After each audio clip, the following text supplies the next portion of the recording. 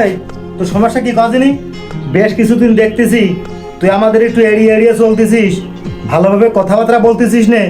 তোর বড়ু দেখলাম আলাদাভাবে রান্না বাড়া করে খাচ্ছে, কি সমস্যা কাজেনি?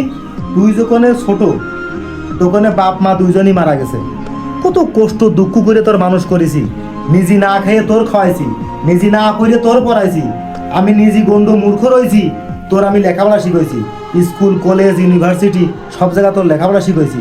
আজকের এই দিনটা দেখার জন্য কিছুদিন আগে তুই বাইক কিনে দেওয়ার কথা বলি, তোর একটা বাইক কিনে দিলাম। আজ পর্যন্ত তোর কোনো চাওয়া আমি অপূর্ণ রাখিনি। এখন আমার লোক মুখে শোনা লাগতেছে তুই নাকি জাগা জমি নিয়ে কথা বলতেছিস।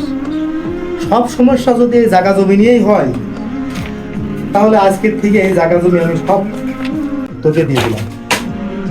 শুধু একটাই অনুরোধ থাকলো, তুই আমার আগের ভাইটা ফিরিয়ে দে।